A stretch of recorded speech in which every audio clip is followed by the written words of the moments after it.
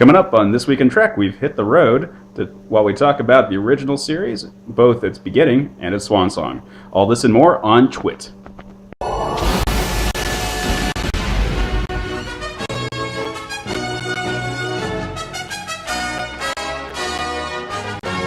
Hey guys, I'm out of town right now, but I wanted to talk to you about the original series and also Star Trek VI, The Undiscovered Country.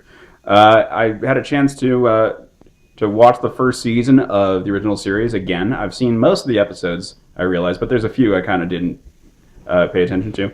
One thing that struck me watching the original pilot, which I actually saw the first time they aired it on Sci-Fi Channel, not as part of the Menagerie, but as The Cage.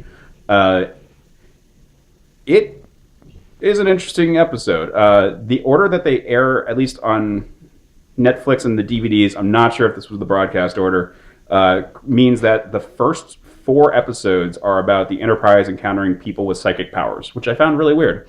It made me wonder why psychic powers aren't just a thing in the Next Gen universe. I mean, we got the Betazoids, but you got to wonder, like, where are all the other people?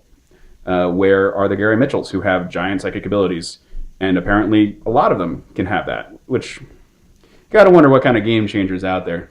I've also wondered why, like, the Greek god race that they encounter aren't just part of the Federation by the future. Like, I realize that they have a handwave for why they, like, disappear or leave Earth or whatever, but you gotta wonder.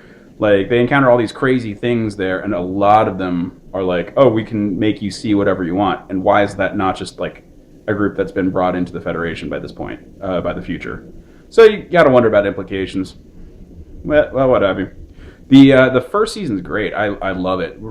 It's the thing that surprised me was just how many classic episodes are in that first season.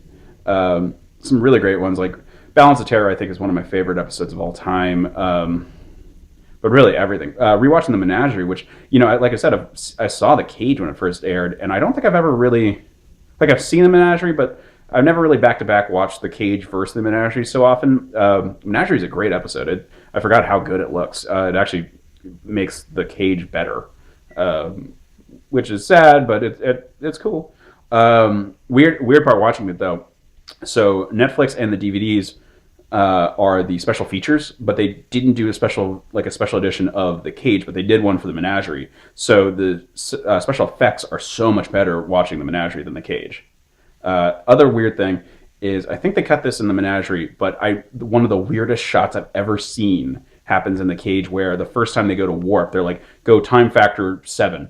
And like a little bit later, like all of a sudden, it's like this really long sequence of them just standing there looking at the future, and someone just raises his hand and is like, 7? Like, it's this really weird, awkward moment, but could not explain it. I think they were just like dicking around, being like, okay, so you're traveling, just make hand gestures. First season's great. I don't think anyone's going to really trouble you or surprise you to say, like, oh, it's great.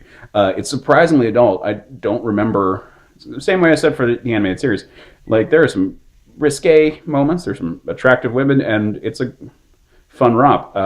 Bones, Dr. McCoy, is a pimp. I will say that. Anyway, with that, we move on to The Undiscovered Country. The Undiscovered Country is the last of the true original series movies. Generations has some of the cast members and some small part of it set in that timeline, but Undiscovered Country is a great send-off for the original series. Everything from the Enterprise being decommissioned to just everything with the characters. It brings up some good continuity, brings some good character development for Kirk, especially dealing with his son. It's got a special place in my heart because it's the only one of the original series movies that I saw in theaters. I was a little young for the others. I don't think I'd even been born for most of them. But it's a great movie, and it sets up a lot of the future of the Federation, like the Klingons finally having peace with the Federation. It's weird, there's some aliens there that you just never see again, but they finally have a budget to show, so that's cool. Good story, a lot of fun. I would totally recommend it. It's a great capstone. People talk about the odd versus even rule, and this is truly one of the reasons why people have that rule, where it's just a good movie. So I would recommend that you check it out.